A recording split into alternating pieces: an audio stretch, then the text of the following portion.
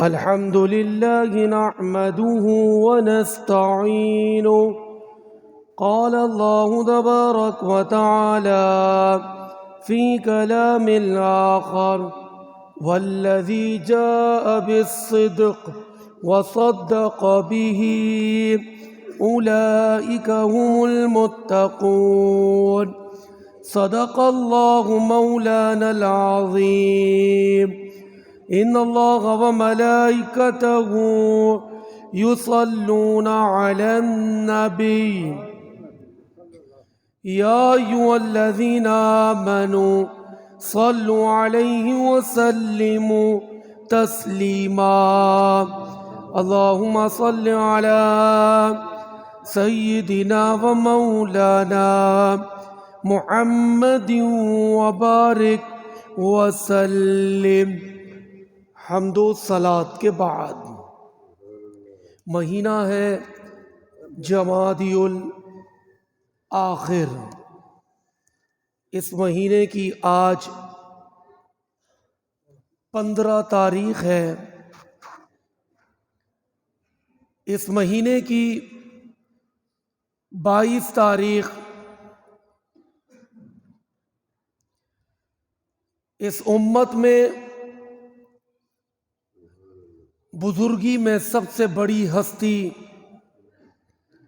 جناب صدیق اکبر رضی اللہ تعالی عنہ کا یوم مبارک کا دن ہے. یاد رہے اس امت کے سب سے پہلے امام جناب صدیق اکبر ہیں. نبی پاک صلی اللہ علیہ وسلم کی جب طبیعت شریفہ آپ علیل تھے تو آپ نے حکم دیا: اے ابو بکر، آپ مصلی پر کھڑے ہو کر جماعت قائم کروا کر امامت کا اعزاز حاصل فرمائیں. امت کے پہلے امام جنہیں نبی پاک کی زندگی میں نبی پاک کے مصلی پر کھڑے ہو کر امامت کروانے کا شرف حاصل ہوا ہے. اور آقا کریم صحابہ کو یہ درس دیتے تھے کہ دیکھو، میرے ابو بکر کے احسانات کو بھولنا مت. میرے ابو بکر کے بہت احسانات ہیں. اور آقا کریم فرماتے ہیں حضرت آدم علیہ السلام سے لے کر قیامت تک جن جن لوگوں نے مجھ پر احسان کیا، میں نے سب کے احسانوں کا بدلہ اتار دیا سوائے ابو بکر کے کہ ان کے احسانات کا بدلہ کل قیامت کے دن رب خود اتارے گا. یعنی اندازہ لگائیں کائنات کی وہ ہستی جن کی وجہ سے کائنات بنی، وہ فرما رہے کہ میں ان کے احسانات کا بدلہ نہیں دے سکا. آقا فرماتے جب سب نے میرا انکار کر دیا، اس وقت جب سب میرا انکار کر رہے تھے، ابو بکر نے میرا ہاتھ پکڑ کر تصدیق بھی کی اور میرا اقرار بھی کر دیا. کیونکہ ہر ایک کو جب نبی پاک نے دین کی دعوت دی، اسلام کی دعوت دی، تو سب نے کوئی نہ کوئی دلیل طلب کی.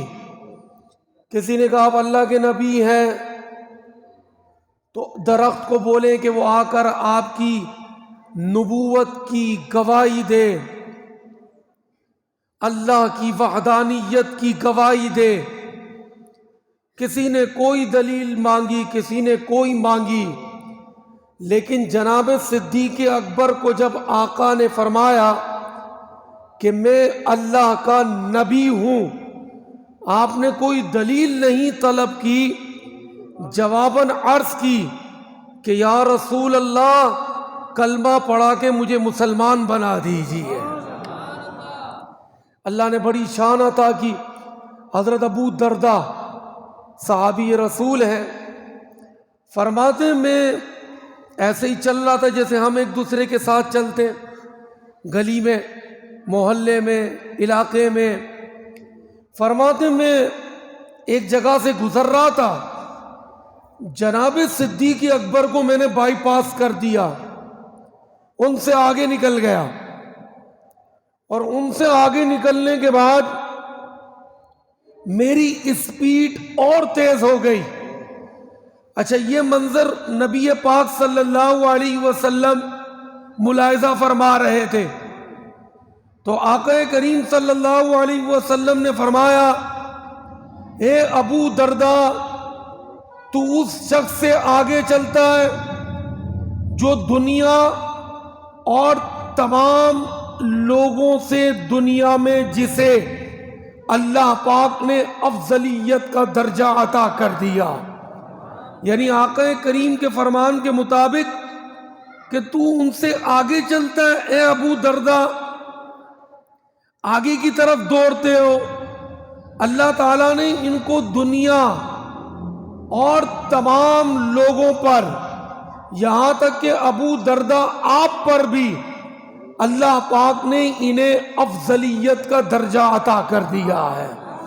اور آگے آقا کریم فرماتے ہیں، انبیاء و مرسلین کے بعد، یہ تو ہر جمعے کے دن ہر خطیب جب خطبہ پڑھتا ہے نا تو یہ جملہ ضرور آتا ہے، خصوصاً علی افضل البشر بعد الانبیاء بالتحقیق، کہ انبیاء کے بعد، کیونکہ اس کائنات میں اگر کسی کا مقام و درجہ ہے تو وہ میرے اور آپ کے مصطفیٰ کریم کا درجہ ہے۔ اس کے بعد تمام انبیاء کے بعد، مرسلین کے بعد، اگر بزرگی میں اللہ پاک نے کسی کو افضلیت کا درجہ دیا تو وہ جناب صدیق اکبر کی ذات ہے۔ اور آقا کریم فرماتے، انبیاء مرسلین کے بعد نہ کسی شخص پر سورج طلوع ہوا، نہ کسی شخص پر سورج غروب ہوا، سوائے ابو بکر کے، کہ اللہ تبارک و تعالی نے جو درجہ ابو بکر کو عطا کیا، بزرگی میں اس کائنات میں کسی کو وہ درجہ عطا نہیں کیا گیا۔ جناب صدیق اکبر اتنے بڑے درجے پر فائز ہیں کہ انبیاء و مرسلین کے بعد افضلیت کا درجہ رکھتے ہیں، لیکن خود کا تقوی اور پرہیزگاری دیکھیں۔ ایک مرتبہ حضرت زید بن ارقم فرماتے کہ ہم صحابہ کے ساتھ بیٹھے ہوئے تھے، صحابہ کا اجتماع تھا، حضرت ابو بکر صدیق کو پیاس لگی۔ اب جب پیاس لگی تو صحابہ حضرت ابو بکر صدیق کا بڑا خیال کرتے تھے، کیونکہ نبی پاک زندگی میں جا بجا یہ تعلیم ارشاد فرماتے تھے کہ میرے ابو بکر کے احسانات کو یاد رکھنا، بھولنا مت، ان کا ادب کرنا، ان کی تعظیم کرنا، ان کے بڑے احسانات ہیں۔ تو اب انہوں نے جب پانی مانگا نا تو صحابہ نے پانی کے ساتھ ساتھ شہد بھی دے دیا۔ اب پانی کے اندر شہد بھی ڈال دیا۔ تقویٰ سنیے گا، اب پانی میں شہد ڈال دیا، کوئی ایسی بات نہیں ہے، مشروبات ہو گیا سمجھ لیں۔ اب جب شہد ڈلا تو اب وہ جیسے ہی پانی لبوں کے قریب لے کر گئے تو مٹھاس محسوس ہوئی تو دھاڑے مار کے رونے لگ گئے۔ ایسے روئے کہ حضرت زید بن ارقم فرماتے کہ ہمیں بھی پھر رونا آ گیا، اس انداز میں روئے صحابہ سب کے سب رونے لگ گئے. صحابہ حضرت زید بن ارقم فرماتے ہیں کہ ہم تو روتے روتے خاموش ہو گئے، لیکن جناب صدیق اکبر کی ہچکیاں بندھی ہوئی تھی، اور وہ کیفیت ہوتی جیسے بندہ رونے میں بات بھی نہیں کر سکتا، وہ ہچکی والا معاملہ. اب رو رہے، رکی نہیں رہے. رکے تو ان سے پوچھا جائے کہ حضرت آپ کیوں رو رہے؟ آپ نے پانی مانگا، آپ کو پانی مل گیا، آپ نے لبوں پر لگایا، رونا شروع کر دیا. اب تھوڑا جب روتے روتے تھمے نا تو صحابہ کی ہمت ہوئی. صحابہ نے پوچھا، حضرت زید بن ارقم کہتے ہیں ہم نے پوچھا کہ حضرت کیوں رو رہے ہیں؟ تو جواباً صحابہ کے اجتماع میں بات کرتے ہیں کہ ایک دن میں آقا کے گھر کی طرف گیا، قربان جائیں، پوری زندگی آقا کی صحبت میں رہے. آقا کے وصال کے بعد آقا کے مدینے میں رہے. کم و بیش 2.5 سال کے بعد جب آپ کا وصال ہوا تو آج بھی آقا کے ساتھ ہیں سبز گنبد میں. اور آقا فرماتے ہیں کل قیامت ہوگی تو سب سے پہلے قبر سے پہلے میں باہر آؤں گا، اس کے بعد ابو بکر، اس کے بعد حضرت عمر. ان دونوں کا ہاتھ پکڑ کر میں محشر کے میدان کی طرف چلوں گا. قربان نہ جائے، پوری زندگی آقا کے ساتھ رہے، وصال کے بعد مدینے میں رہے، وصال کے بعد آقا کے پہلو میں ہیں، اب قیامت تک پہلو میں رہیں گے. اور جب قیامت ہوگی تو آقا فرماتے میں ہاتھ پکڑ کر لے جاؤں گا. کتنی مبارک ہستی، آقا کی صحبت میں رہتے تھے. اب آقا کے گھر میں آئے تو آقا کریم بات کر رہے تھے، جا چلی جا، جا چلی جا. حضرت ابو بکر نے یہ چیز نوٹ کر لی، سامنے کوئی بھی نظر نہیں آ رہا، اور آقا کریم کے گھر میں آئے تو آقا کسی سے کلام فرما رہے، جا چلی جا، جا چلی جا، جا دور ہو جا. حضرت ابو بکر نے عرض کی، یا رسول اللہ صلی اللہ علیہ وسلم، مجھے تو کوئی بھی نظر نہیں آ رہا، آپ کس سے کلام کر رہے ہیں؟ آقا کریم کا علم دیکھیں، بظاہر جو چیز حضرت ابو بکر کو نظر نہیں آ رہی، جناب صدیق اکبر جس چیز کو نہیں دیکھ رہے، نبی پاک اس سے کلام کر رہے ہیں.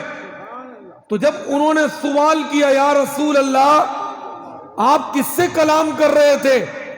تو آقا کریم نے فرمایا، اے ابو بکر، دنیا جو ہے وہ بڑی زیب و زینت کے ساتھ تیار ہو کر میرے سامنے آئی. آقا کریم فرماتے ہیں ابو بکر، دنیا میرے سامنے زیب و زینت کے ساتھ تیار ہو کر آئی اور کہنے لگی، یا رسول اللہ میں حاضر ہوں، میں دنیا ہوں. آقا کریم نے فرمایا، جا چلی جا، مجھے تجھ سے کچھ لینا دینا نہیں ہے، میں نے دنیا کو بھگا دیا. دنیا بڑی تیار ہو کر آئی تھی میرے سامنے، بڑی زیب و زینت کر کر آئی تھی، لیکن میں نے بھگا دیا. لیکن ابو بکر، دنیا نے جانے سے پہلے مجھ سے کہا کہ آپ تو مجھے بھگا رہے ہیں، سنیں، آپ کے بعد آنے والے نا میرے شر سے بچ نہیں سکیں گے، آپ کے بعد آنے والے میرے شر سے بچ نہیں سکیں گے. آقا نے مجھے یہ بتایا تو سنو، جب میں نے پانی مانگا تم نے مجھے پانی میں شہد ملا کر دیا تو میرے دل میں اللہ کا خوف آیا، میں اس خوف سے رو رہا ہوں کہیں ابو بکر دنیا کا محبت میں گرفتار تو نہیں ہو گیا، کہیں دنیا کی محبت میں گر تو نہیں گیا. یعنی تقویٰ دیکھیں، پانی مانگا تو شہد ملا، اس بات کو نبی پاک کی بات سے جوڑ دیا کہ آپ کے بعد آنے والے دنیا کے شر سے بچ نہیں سکیں گے۔ اور آج ایسا ہے، بزرگ تو اپنے آپ کو بچا لیتے، جناب صدیق اکبر نے اپنے آپ کو پوری زندگی دنیا کے شر سے بچا لیا، لیکن دنیا نے آقا کی بارگاہ میں عرض کی کہ آپ تو مجھے بھگا رہے ہیں، لیکن آپ کے بعد آنے والے میرے شر سے بچ نہیں سکیں گے۔ جناب صدیق اکبر کا تقوی اور پرہیزگاری کو آگے بڑھاتے ہیں۔ صدیق اکبر خلافت کے زمانے میں ایک شخص شام سے آیا، شام ملک کا رہنے والا، بہت بڑا تاجر، بڑا نامور تاجر، لیکن کرائسس ہو گئے، نقصان ہو گیا، بالکل زیرو پر آ گیا۔ وہ آیا مدینے میں، امیر المومنین کو ڈھونڈتا ہوا، یا ابو بکر صدیق آپ کی بارگاہ میں آیا ہوں، آپ امیر المومنین ہیں اور اللہ نے آپ کو بڑی دولت بھی دی ہے، کیونکہ سخاوت کے چرچے تھے۔ جب اسلام کو ضرورت پڑی مال کی تو بڑا مشہور ہے، بچہ بچہ جانتا ہے، جنگ کے موقع پر مال نہیں تھا، آقا نے منبر پر بیٹھ کر اعلان فرمایا، ہے کوئی دین اسلام کی مدد کرنے والا؟ یہ دیکھیں مدد مانگی جا رہی ہے منبر رسول پر بیٹھ کر۔ آقا کریم اللہ سے عرض کرتے، مالک تیرے دین کا کام کر رہا ہوں، تو مدد کر، فرشتے بھیج۔ ڈائریکٹ اللہ سے مانگتے، کہتے ہیں ڈائریکٹ مانگو، ڈائریکٹ والی بات کرتے ہیں۔ ہم ڈائریکٹ والے نہیں ہیں بھائی، ہم اپنے گریبان میں دیکھیں میری کیا اوقات ہے، میں جانتا ہوں۔ ہماری ڈائریکٹ اپنے تک رسائی نہیں ہے، ہم رب تک کیسے رسائی کر لیں گے ڈائریکٹ؟ یہ مذاق مستی نہیں ہے۔ رہی بات مدد کی، تو آقا نے بھی بیٹھ کر منبر رسول پر صحابہ سے دین اسلام کے لیے مدد مانگی، تو یہی جناب صدیق اکبر سارا مال لے آئے، جو کپڑے پہنے تھے وہ بھی لے آئے، وہ بھی ڈال دیے، ٹاٹ کے کپڑے پہن لیے، گھر سے توا چمٹا سب لے آئے۔ تو آپ کی سخاوت بڑی مشہور تھی۔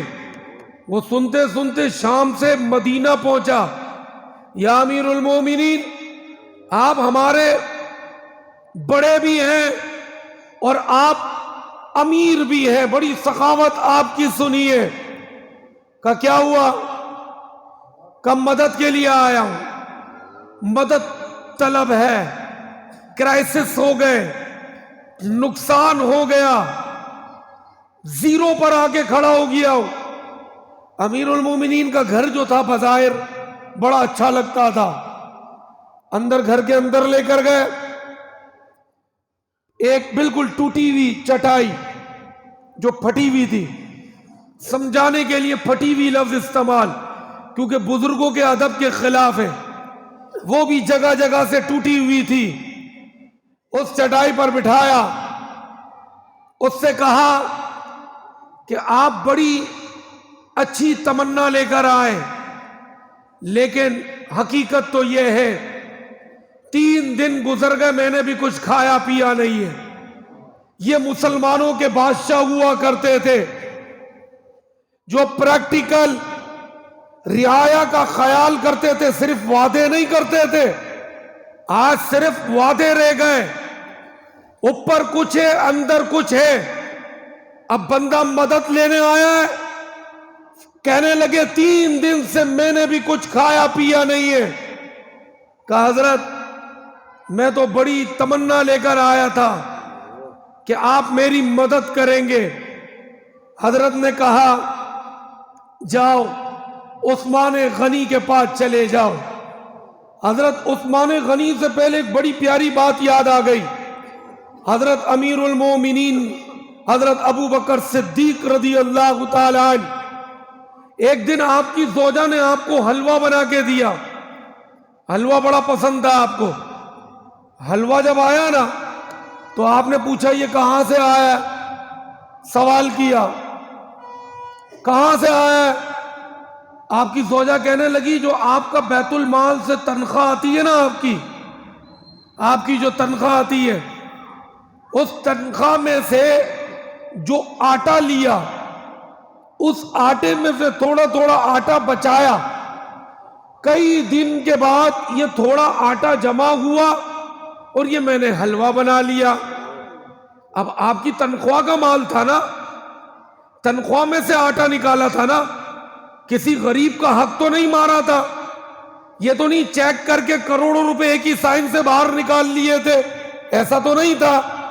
اپنی تنخواہ میں سے جو آٹا گھر والی نے بچایا، اس سے شوق میں حلوہ بنا کے پیش کر دیا۔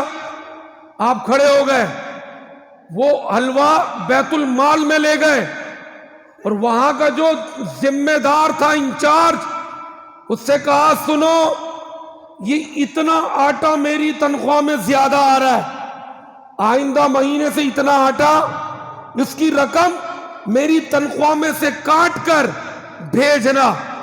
حلوہ بھی نہیں کھایا اور اپنی تنخواہ بھی کم کروا دی، کیونکہ جب آپ امیر منتخب ہوئے تو لوگوں نے کہا ان کی سیلری منتخب کی جائے کہ امیر المومنین کو کتنی تنخواہ دی جائے گی۔ تو آپ نے کہا ایک مدینے میں جتنا مزدور تنخواہ لیتا ہے اتنی تنخواہ میری مقرر کی جائے۔ صحابہ نے عرض کی یا امیر المومنین، مزدور کی تنخواہ؟ آپ تو مسلمانوں کے بادشاہ ہیں، امیر المومنین ہیں، خلیفہ رسول ہیں۔ تو آپ نے فرمایا کہ اگر وہ تنخواہ میری کم ہوئی نا، میرا گزر بسر نہیں ہوا، تو پھر اپنی تنخواہ بڑھاؤں گا، ساتھ مدینے کے جتنے مزدور ہیں ان کی تنخواہ بھی اپنے برابر کر دوں گا۔ یہ مسلمانوں کا نظام ہے، اصل جو حقیقتی نظام، یہ نظام جو اسلام نے ہمیں دیا۔ اب آئے واقعے کی طرف۔ وہ بندہ مدد لینے آیا تھا، کہا 3 دن سے تو میں خود بھوکا، میں نے کچھ نہیں کھایا، جاؤ عثمان غنی کے پاس جاؤ۔ حضرت ابو بکر نے حضرت عثمان غنی کے پاس بھیجا۔ وہ بندہ دروازے پر پہنچا، دستک دی، جیسے دستک دی تو اب اندر سے آواز آ رہی ہے۔ اب حضرت عثمان غنی کا سنیں، اللہ نے جن کو مال دیا ان کا تقوی سنیں، پرہیزگاری سنیں۔ وہ اپنے گھر والوں کو ڈانٹ رہے ہیں، کس بات پر؟ کہ گھر والوں کا دل چاہا دودھ میں شہد ملا لیا، تو آپ اپنے گھر والوں کو ڈانٹ رہے ہیں کہ تم نے 2 میٹھے ایک ساتھ کیوں ملائے؟ دودھ بھی میٹھا، شہد بھی میٹھا، اگر میٹھا کھانے کا دل تھا تو ایک میٹھا کھاتے، 2 میٹھے کیوں ایک ساتھ استعمال کیے؟ اب یہ جو سوالی آیا تھا یہ سن رہا تھا، یہ کہنے لگا یہ اپنے گھر والوں پر اتنی پابندی لگا رہے، یہ کیا میری مدد کریں گے؟ یہ جو بندہ اپنے گھر والوں کو 2 میٹھے ایک ساتھ کھانے نہیں دے رہا، یہ میری کیا مدد کرے گا؟ دروازے پر دستک ہو چکی تھی، اس نے کہا ان سے سوال کرنا تو بیکار ہے۔ یہ واپس چلنے لگے، جو شام سے آئے تھے مدد لینے تاجر، یہ واپس چلنے لگے۔ حضرت عثمان غنی نے دروازہ کھولا، ہاں بھائی کیوں آئے تھے، کیا وجہ تھی؟ کہا حضرت ایسے ہی آیا تھا۔ کہا ایسے نہیں، کوئی آنے کی وجہ ہوگی، بتا دو۔ بڑی دل جمعی کے ساتھ اپنی مجبوری پیش کی کہ میں حضرت ابو بکر کے پاس گیا تھا مدد لینے کے لیے، کاروباری کرائسس ہو گئے، مدد لینے آیا ہوں، مال دیا جائے تاکہ پھر تجارت کر کے اپنے پیروں پہ کھڑا ہو سکوں۔ حضرت اندر لے گئے۔ اب سنیے گا گھر والوں کے لیے سسٹم کیا تھا جو ہم سب نے سن لیا۔ اب آیا مہمان، تو کہا بھائی مہمان نوازی کرو۔ کہا سب سے پہلے میرے پاس دودھ میں شہد ملا ہوا آیا، مجھے کہا کہ یہ آپ نوش فرمائے، 2 میٹھے ہو گئے۔ ابھی دودھ پی رہا تھا، کھجور کا حلوہ آ گیا، تیسرا میٹھا آ گیا۔ اب یہ سوال کرنے لگے حضرت یہ کیا؟ کچھ دیر پہلے تو میں سن رہا تھا آپ گھر والوں کو ڈانٹ رہے تھے، کہا وہ میری ذات پر استعمال ہو رہا تھا جس کا حساب کل قیامت کے دن مجھے دینا ہے۔ یہ جو میں آپ کو کھلا رہا ہوں نا، یہ مہمان نوازی ہے۔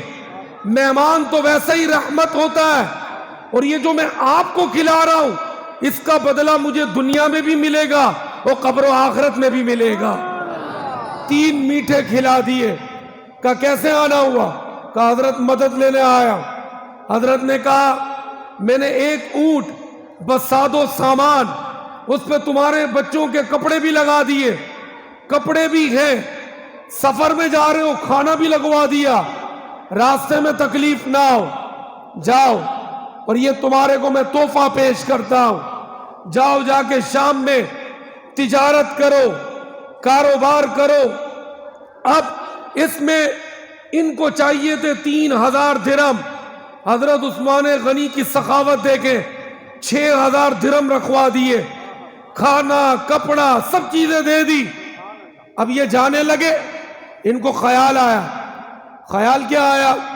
کہ میں نے اونٹ کا تو پوچھا نہیں کہ اونٹ واپس کرنا ہے یا اونٹ میرا ہو گیا، کیونکہ کھانا میرا، کپڑے میرے، پیسے میرے، لیکن اونٹ کی تو بات ہی نہیں ہوئی۔ واپس آئے، واپس آ کر پوچھنے لگے وہ تاجر، حضرت اونٹ کا کیا کروں؟ کہ اونٹ بھی آپ کو تحفے میں دے دیا۔ اب یہ شکریہ ادا کرنے لگے، کہنے لگے شکریہ۔ تو اب دل کے کانوں سے سنیے گا، یہ جب شکریہ ادا کرنے لگے تو حضرت عثمان غنی کہتے ہیں کہ شکریہ میرا نہیں، حضرت ابو بکر کا شکریہ ادا کرو جنہوں نے آپ کو میرے پاس بھیجا ہے۔ تو حضرت ابو بکر کا شکریہ ادا کرو۔ تو تقوی، پرہیزگاری، حکومت پر بیٹھنے کے بعد بھی اپنے لیے اور عوام کے لیے کس طرح کا سسٹم انہوں نے بنایا۔ زندگی بخیر، آگے بھی 1-2 جمعے ہمارے پاس ہیں، انشاءاللہ جناب صدیق اکبر کی زندگی پر بات کریں گے۔ اللہ پاک عمل کی توفیق نصیب فرمائے۔